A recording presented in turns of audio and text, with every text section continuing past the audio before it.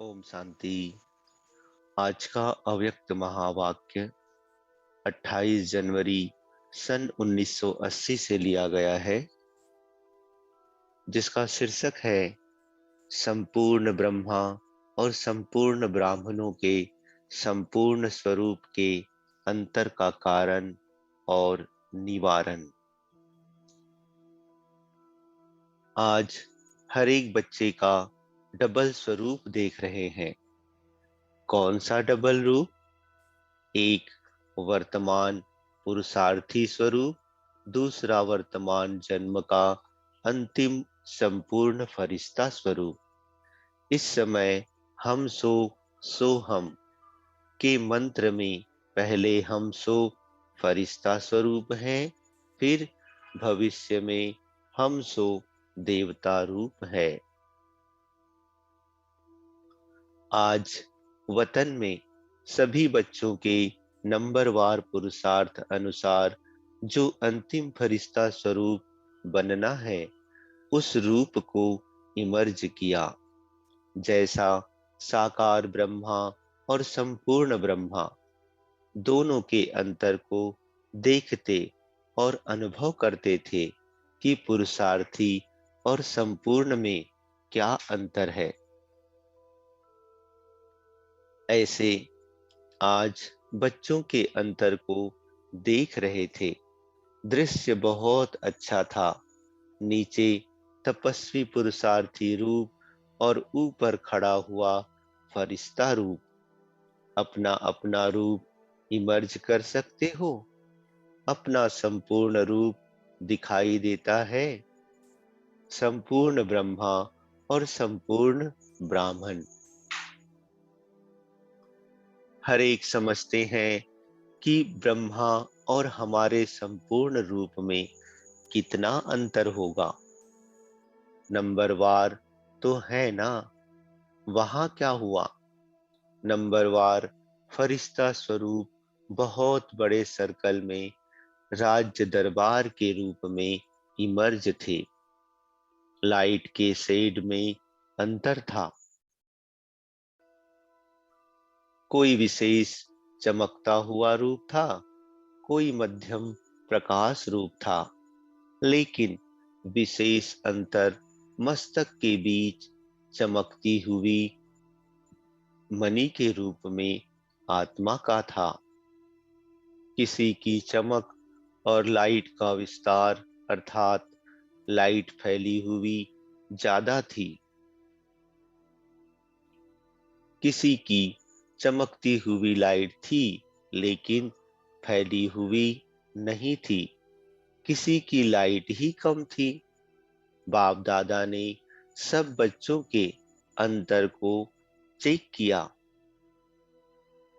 तो देखा यंत्र की स्पीड तेज है।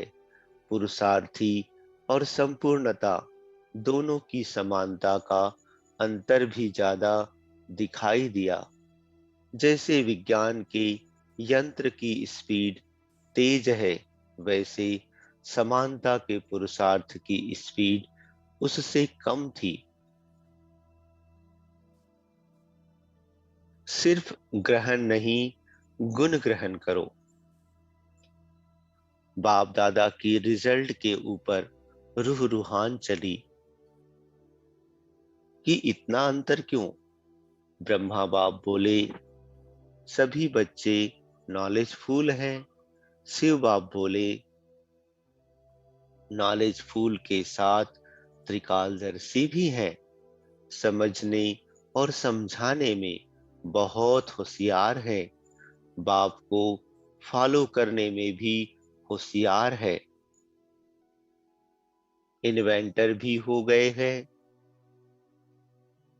क्रिएटर भी हो गए हैं। बाकी क्या रह गया? जो अंतर बड़ा हो गया है, इसका क्या कारण है?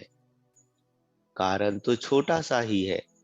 ब्रह्मा बाप बोले, बच्चों की ग्रहण करने की शक्ति बहुत तेज है, इसलिए ज्ञान, गुण और शक्तियों को ग्रहण करने के साथ साथ दूसरों की कमजोरियों को भी ग्रहण करने की शक्ति तेज है। ग्रहण करने की शक्ति के आगे गुण ग्राहक शब्द भूल जाता है। इसलिए अच्छाई के साथ कमजोरियां भी साथ में ग्रहण कर लेते हैं। और फिर क्या करते हैं? फिर एक खेल वहां इमर्ज हुआ, जो यहाँ आपकी प्रदर्शनियों में एक चित्र भी है। आपका चित्र दूसरे लक्ष्य से है, लेकिन रूपरेखा वही है। वह चित्र है शांति का दाता कौन। ऐसी रूपरेखा से कुछ बच्चे इमर्ज हुए। फिर क्या हुआ? कोई एक कमजोरी की बात पहले नंबर में खड़े हुए बच्चे को सुनाई गई कि यह बात तीव्र पुरुषार्थ के हिसाब से ठीक नहीं है। तो क्या हुआ? उसने इशारा किया दूसरे की तरफ कि यह मेरी बात नहीं है, लेकिन इनकी बात है। दूसरे ने कहा कि तीसरे ने भी ऐसे ही किया था, तब मैंने किया। चौथे ने कहा कि यह तो महारथी भी करते हैं।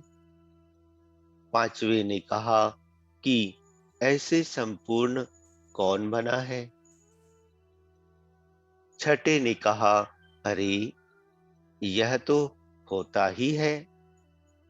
सातवें ने कहा, फिर तो संपूर्ण होके सूक्ष्म वतन में चले जाएंगे। आठवें ने कहा, बाप दादा तो इशारा दे रहे हैं, करना तो चाहिए, लेकिन संगठन है, ना चाहते भी कुछ कर लेते हैं। ऐसे पुरुषार्थ की बात एक दूसरे के ऊपर देखते और रखते हुए बात ही बदल गई।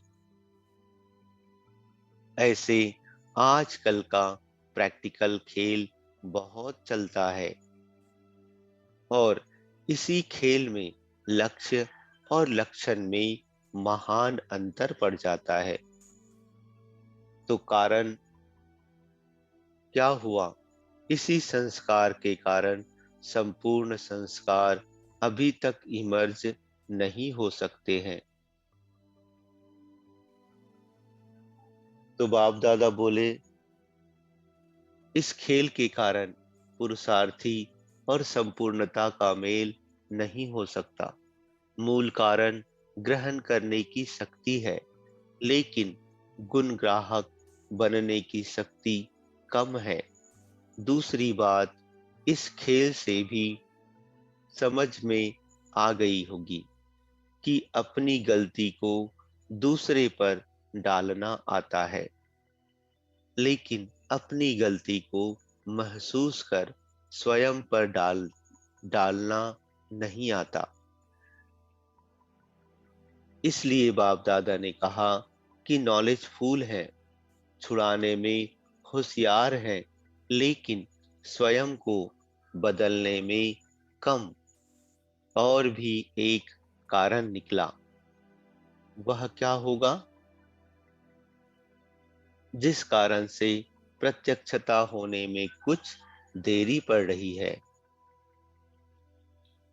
स्वचिंतक और शुभ चिंतक बनो। वह कारण है स्वचिंतन। स्व के प्रति स्वचिंतक और औरों के प्रति शुभ चिंतक। स्वचिंतन अर्थात मनन शक्ति और शुभ चिंतक अर्थात सेवा की शक्ति।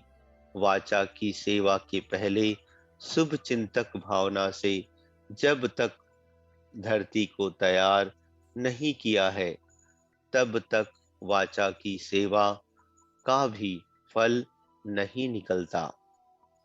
इसलिए पहले सेवा का आधार है शुभ चिंतक। यह भावना आत्माओं की ग्रहण शक्ति बढ़ाती है, जिज्ञासा को बढ़ाती है।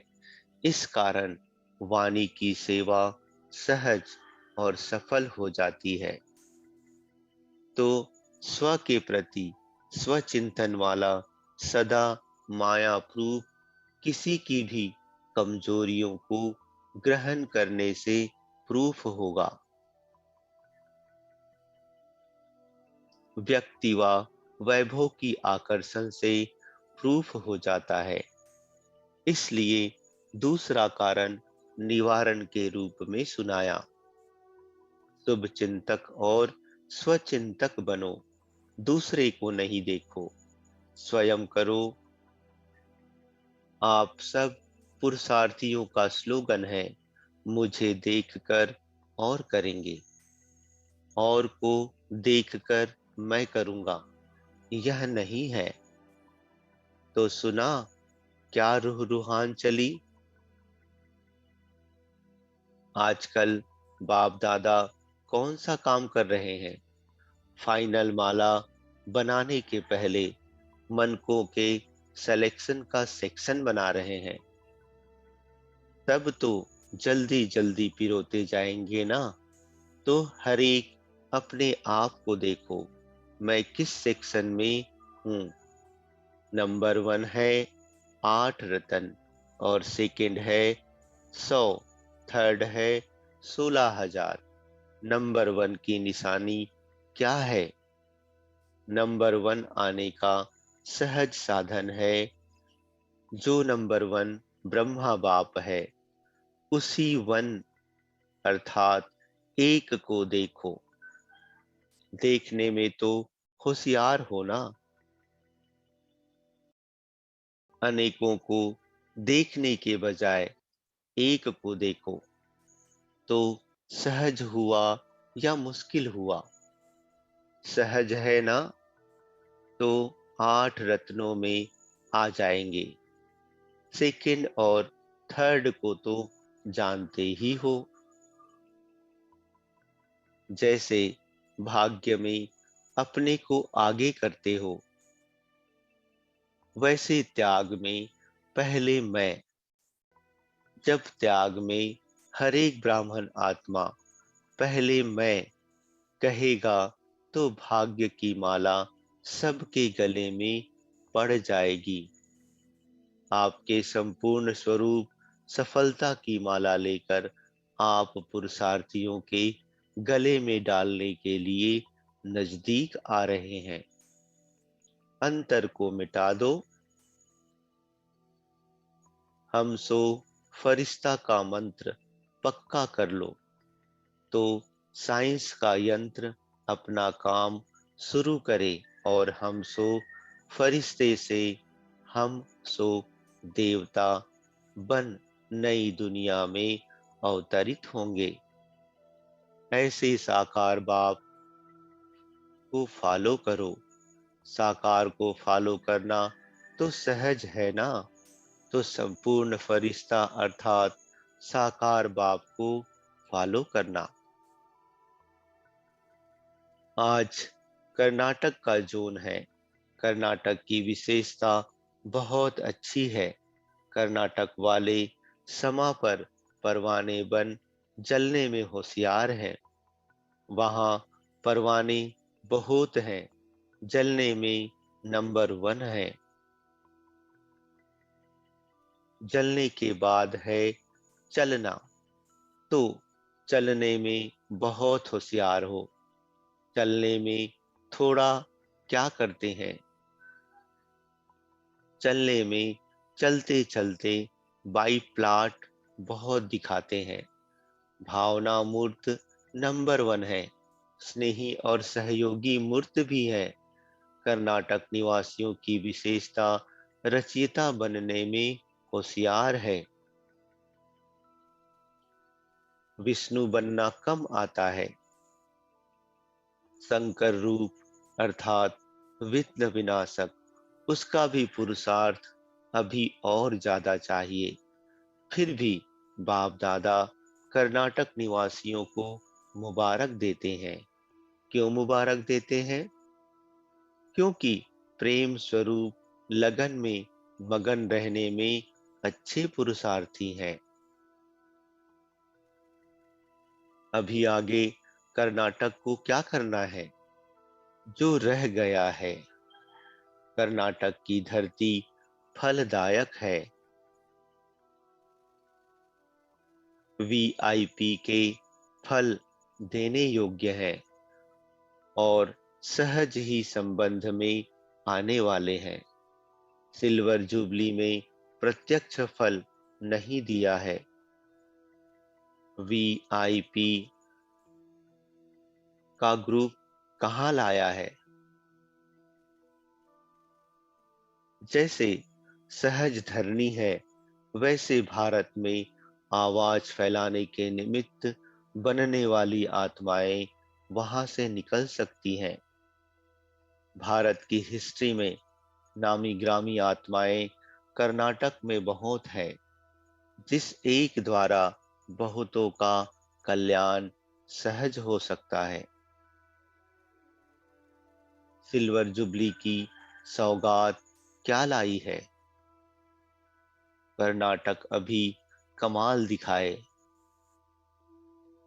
ऐसे सदा स्वचिंतक और शुभ चिंतक, सदा फॉलो फादर, स्वपरिवर्तन से विश्व परिवर्तन करने वाले, ऐसे विश्व कल्याणकारी सर्व आत्माओं द्वारा सत्कारी, सदा त्याग में पहले मैं करने वाले, ऐसे श्रेष्ठ भाग्यशाली मास्टर सर्वशक्तिवान आत्माओं को बाप दादा का याद प्यार और नमस्ते।